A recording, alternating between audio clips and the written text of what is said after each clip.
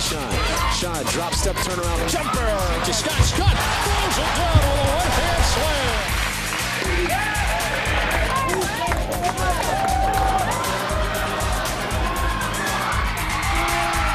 Cut the line by Landisburg, tips it ahead to Farrakhan. He's going to throw it down with a one-hand jam. Cavalier Sports Weekly is brought to you by Geico, the Virginia Athletics Foundation, the Virginia Lottery, and by UVA Health Systems.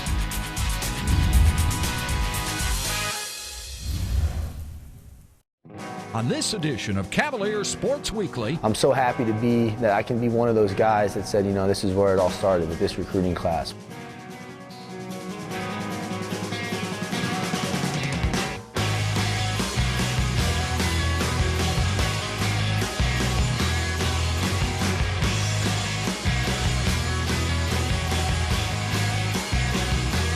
Here's a steal from Farrakhan. Steps in front of a pass, takes it on the other side, stuffs it down. Welcome to Cavalier Sports Weekly. I'm Jayna Hartig, number 32 on the women's basketball team. We're in the middle of final exams right now, but earlier this week we had some important basketball games. We'll get to those, but first, here's your play of the week. Here's a steal from Farrakhan. Steps in front of a pass, takes it on the other side, stuffs it down with a one-hand rim rocker as the Cavaliers have stretched the lead to 16. Harris is going to have to force up a tough shot before he can get the shot off, though. He had the ball stolen away by Delaney. He feeds in. Here's a rejection from Farrakhan as he blocks the shot from Lorenzo Hudson against the window.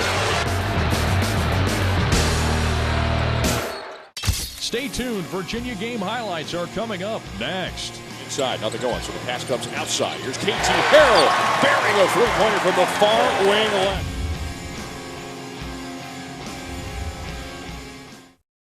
This portion of Cavalier Sports Weekly is brought to you by Geico. 15 minutes could save you 15% or more on car insurance. Welcome back to the show. Our men's basketball team faced a pair of in-state opponents this week, starting with the Virginia Tech Hokies in Blacksburg.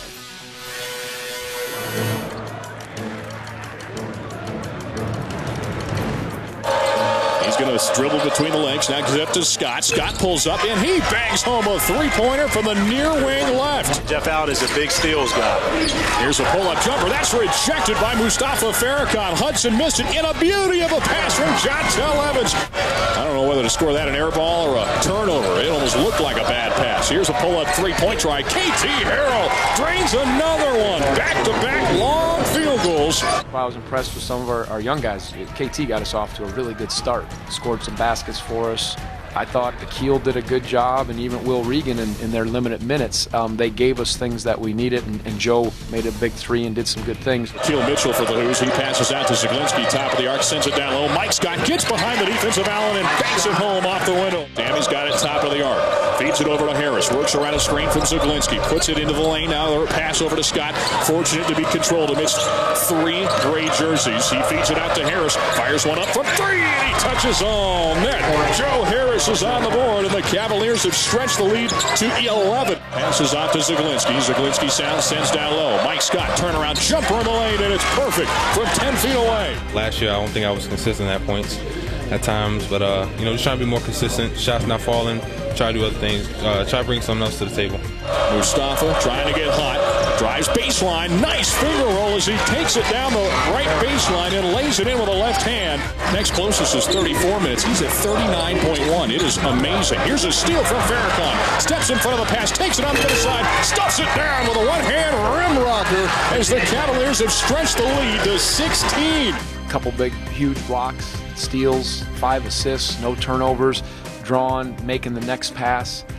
That's unselfishness. That's letting the game come, and especially after he had a monster game against Minnesota shooting the ball. What he exhibited, or what he showed, was a great amount of poise and composure, and I was so happy for him because he I think he stepped up and did the job, and he was trying to talk to the team. The older guys were leading and talking a little more, and that was great. Feeding it out to Evans. Evans takes it into the paint, now dishes it off. He finds Mike Scott, turns around, banks the shot, up and in off the window. He gets it off to Harris. Harris is going to have to force up a tough shot before he can get the shot off, though. He had the ball stolen away by Delaney. He feeds ahead. Here's a rejection from Farrakhan as he blocks the shot from Lorenzo Hudson against the window. Scott on the far wing left. Now to Farrakhan. Farrakhan, pump fake, staying with him. Delaney sends it down low. Mike Scott gets past the defense again of his buddy Jeff Allen, and he'll lay it in off the window. Virginia with the ball now on the other side, leading 44-36. Mike Scott will pass it off to Harris. Harris dribbles with the left hand, feeds it up, pass deflected. It's going to be stolen by Hudson. Trying to feed it ahead. He'll give it to Delaney. Spots up from three. His shot no good. But the tip-in is there as it's tapped right back up and in. 8:53 and counting now. Joe Harris has it on the far wing left, drives baseline, tries to take it up and under. His reverse layup is up and good off the window. Joe Harris showing the skill set again. Virginia Tech has lost 2 in a row. Virginia coming in off the win against Minnesota. Here's a pull-up jumper from 17. Eric Green shot no good. The rebound was fought for between Harris and Scott, and the Hokies come away with it. They knocked it away from each other. Now Davila feeds over to Allen, and he stuffs it down with a two-hand jam. Our kids battled. We were leaking oil down the stretch, but had enough to come up with a big stop and make some big plays, which you need to do in a game like this. They were bound to make a run, and they did. Feeds it off. Farrakhan driving baseline, spinning around, defended by Green. Tries to pass it off down low. Asan Sen gets underneath the defense and lays it in off the window. 16 seconds to shoot, 2:35 to play. Delaney takes it top of the arc. Gonna feed it near wing left. Allen thought about the three. Instead takes it inside, kicks it out. Lorenzo Hudson from three, and it's good. He hits it from the far side. You felt like this guy was due. Virginia searching desperately for a field goal here, leading by 2. Farrakhan lobs inside. Asan Sen gets behind the defense and lays it in off the window of all people.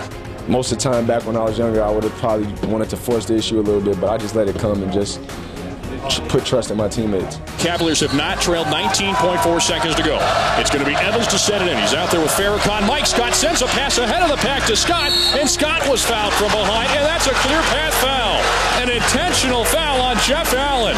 Mike Scott has done him not one better, but quite a bit better tonight. His free throw hangs on the rim and wouldn't go. Hokies have life. 5 seconds to go. Here's a pass up the floor. Hudson launches from 3. It's no good. Missed it short. Evans comes away with a rebound, and Virginia's getting out of Blacksburg with a win. I like the improvement. I knew after this stretch, hey, where are we at? Now we got a homestand. We've got to continue to improve and make the most of that. But I thought we've gained some ground over the last 6 games in some tough settings. Rotated opposite wing left. KT Harrell pump fakes, pulls up just inside the free throw line and shows the soft touch as he knocks it down. Number of faces, and now Virginia with the ball on the other side. Here's a three-pointer. KT Harrell hits it from the near wing right. That's simply about effort. Here's Harrell trying to make up for it on the other side as he rattles home a three-pointer. So KT hits his second three-pointer, and Virginia pulls back to within 1. It's 19-18. Feeds it far wing left down to KT Harrell. He pulls up with a hand in his face, and it doesn't thwart him as he rolls it through. I was just trying to stay aggressive, bring energy off the bench. My teammates happened to find me on some good looks, and I just wanted to make sure that I stayed aggressive and bring energy. So I think I did that the first. There's a fine line when we're not locked in and defending well and taking care of the ball. We become below average. When they're playing well and we're sharp, we showed we can play with some good teams, but that's who we are. I told them we'll grow from it. Can't be the game plan. You have to score that way. 7 feet tall, he would have to be about. He might block another one. Asan Sen swats his second shot, says get it out of here. So right now Radford searching near and far for points. Turn that shot rejected by Farrakhan as the shot clock runs out. How about that defensive stand? He had 2 blocks in that game. Here's Zaglinski passing out to Sen. Gets it back now. He'll circle it around back out top of the arc. Farrakhan pulls up just inside the arc. His shot no good. Asan Sen, a big rebound. To look at where we're at just leaves a little bit of a bad taste in your mouth how we finished this game. But now there's some time, and we'll address trying to get better and attacking zones, working on some deficiencies. But I'll look at the tape. I thought there were some pretty good shots that we didn't make, and when they pack it in that much, you have to be able to knock down some of those outside shots as we did against William and Mary, and we did get the ball in that soft spot but had some trouble finishing down low, And thankfully for a stretch, our defense held us in there. At least we had a lean on that. Dump it down low to send. Passes back out to Jontel. Gets it inside of the defense and then kicks it out. Here's Joe Harris knocking down a three-pointers.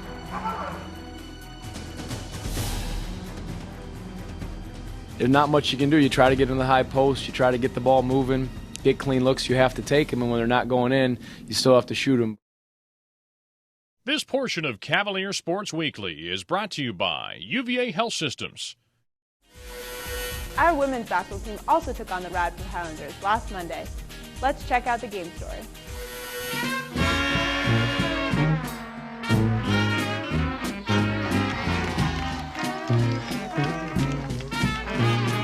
Kellerman gets there with Spencer, crossing over top of the key, slashing down the lane. The right-hand scoop is good. As she got down the lane. I knew coming in, I told Paulisha today in shoot-around that she wouldn't play much. She's sore. She's just very, very sore. 3 games in a row in the Virgin Islands, and then trying to come back against a top 10 team and playing the minutes that she's had to play over the last several games is just too much. So I told her she would be very limited today, and I really wanted to see what kind of chemistry we could get when we kept a group together for a long period of time, and that was really the answer. We needed to do that. And that was a great assist by Gerson. She gets the steal and then flicks the ball over to Franklin for the easy layup. A great team play by her. I thought that Lexi Gerson had a really good game tonight. Played very well. She had good energy the whole game, and she really was a key factor in the in getting separation, I thought. I'm trying to work on my mental game right now. Just good shots, when to take my pull-up or when to get it inside. Just trying to let the game come to me more instead of trying to force things, which I tend to do. So today I kind of let things flow more, and it helped our team. Tara Franklin on the left side of the floor. She'll drive with the right hand. Pull-up jumper at the free throw line. Knocks it down. Pretty little jumper from the freshman. The one thing I get from Tara every day is I get consistency. She gives me great defense. She has long arms. She bothers people. And she knows her role. She's developing an offensive identity right now, as any first year would. But she really understands the game, and she's a very good glue player. She's a very good utility type player. She really understands what I need her to do, and she goes out there and does it. I think that we've learned how to turn it around when we don't really have it. I think we've learned how to play against very good competition, and that, we're not that far away. We have to get certain things in order to be where we need to be, but we are definitely going in the right direction, and I think that we found a leader in Chelsea Shine, and she seems to be very consistent in her leadership, although today in the first half she didn't lead, and I reminded her that whether she's playing well or not, she still has to lead. And she realized it and went out in the second half and did other things than score, and everything started to come back to her. So we found a good leader in Chelsea, and I think that, the team is developing. It's just going to take a little time, and hopefully we'll get China back, and it'll give us a lot more in terms of more transition points, which is what we really need and sort of thrive on. Moore slashing down the lane, coast to coast, layup off the window, kiss it good, and the...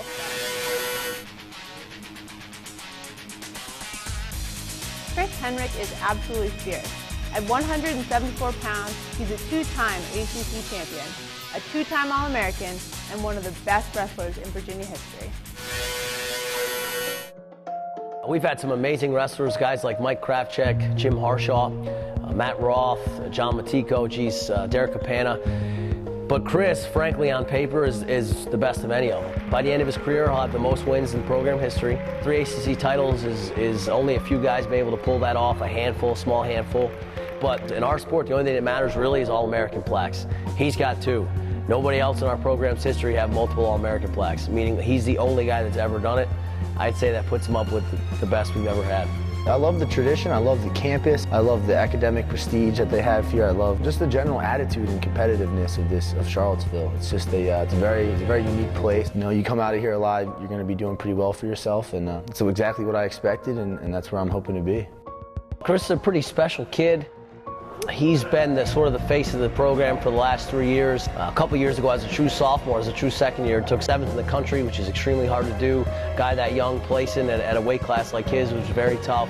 The very next year, last season, as a true third year, he took 3rd in the country and was a hair away from being in the national finals. I had the match. I don't want to say I had it won because you can never count Iowa guys out or anybody who's ranked #1 in the country, but had the match, you know, within grasp, and I just let that get to my head. And instead of worrying about, instead of wrestling to win, I started wrestling not to lose. And I've been there before. Unfortunately, it was just a circumstance where it happened, and you know, I'm better for it. There's a picture of me laying on the mat with the guy who beat me last year in the semifinals with his arms up in the air, with the crowd going nuts. There's a big picture on the cover of a magazine. I have it hung in my locker, and it's a reminder every single day. Look at it before every single practice to know what I have to do and how much worse that pain is than anything in this room that I can endure. This year, it's been a pretty interesting year for Chris because now he's the hunted one. Every time he goes out on the mat, the guy he's wrestling, it's his biggest match of that guy's career. It's the biggest match of his season. And so now it's kind of like when people come in to play the Yankees. You know, they always play well. That's what's been happening with Chris. He's been wrestling a lot of nationally ranked guys. Our schedule's very tough. And these guys are up for the match. I mean, they're ready. They're going out there thinking, hey, this is my chance to knock off the #2 ranked guy in the country, and it shows. And so he's had some really good battles so far this year, and I think it's going to make him better come the end of the year. You know, I look back, and I'm not fully looking back yet because I'm still looking forward, and I have one more thing to do before I graduate from this school. But certainly, I'm so proud. This is a great program. It's headed in an awesome direction, and I'm so happy that I can be one of those guys that said, you know, this is where it all started, with this recruiting class, with this head coach, with these few core group of guys who really set the bar for UVA wrestling. And that's exactly why I came to the school. You know, I could have gone to a school that was already ranked top 5 in the country with the list of All-Americans that would take up the whole wall, but I wanted to go to a school where, you know, be a big fish in a relatively small pond at the time and help it emerge it into an ocean. So I'm really proud about that, and that's something that I'll always, you know, pride myself in. Coming up after the break.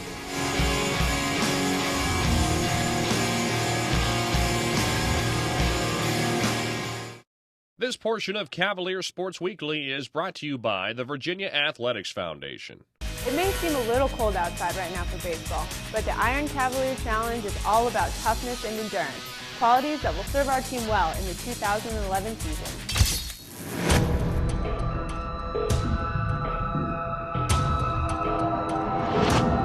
You're pushing yourself to the limit, pushing yourself further than you've ever gone before, and in the end, it's a reward to everybody. This year was a whole nother animal. You can tell from the way our team has been working, what guys put in this summer in regards to the weight room and conditioning. Our numbers have gone through the roof. Everybody, compared to the last year since I've been here, everybody's doing more sit-ups, more push-ups, can run longer, can run faster. It's just pretty exciting to see the efforts that everybody's putting in and everybody's coming together to try and get better, and they're really paying off from the physical perspective.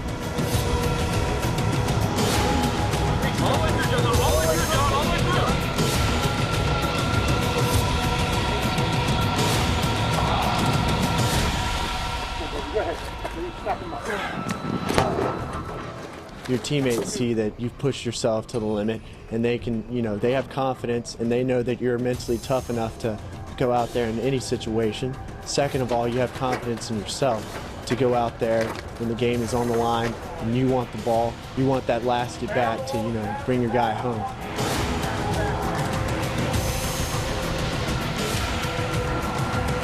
Come on. Hell no, man! The body will do what the mind tells it to. And to know that in super regionals, when your body's run down after 60 games and it's the 8th inning and you're starting to tire out a little bit and the adrenaline starts pumping and all that comes into play, mentally there is no stress. There is no strain. You know that you can handle it. You know that your body can physically endure it, and you know that you will overcome.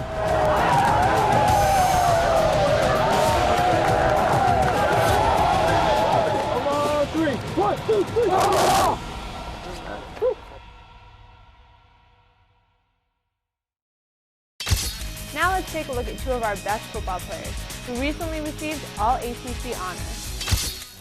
A number of Cavaliers excelled during the 2010 football season, and two, quarterback Chase Minifield and running back Keith Payne, were named to the All-Atlantic Coast Conference team. Minifield became the first UVA defensive back to garner first-team honors since Anthony Poindexter in 1998. The junior finished the regular season number 2 in the ACC and number 6 nationally with 6 interceptions. Twice during the season, he was named honorable mention for the Jim Thorpe Defensive Back of the Week honor. He also shared ACC Defensive Back of the Week honors on November 1st with teammate Corey Mosley after snaring 2 interceptions in UVA's 24-19 upset of Miami. Payne concluded his college career by leading the ACC in scoring at 8.7 points per game with a league-best 16 total touchdowns. His 14 rushing scores were third best in Virginia history and the second most since the end of World War II. Payne also equaled the record for the most rushing touchdowns in a game during the modern UVA era with 4. He led all UVA rushers with 749 yards and amassed 3 100-yard games, including 114 yards against Richmond, 121 yards against Duke, and 107 yards against North Carolina.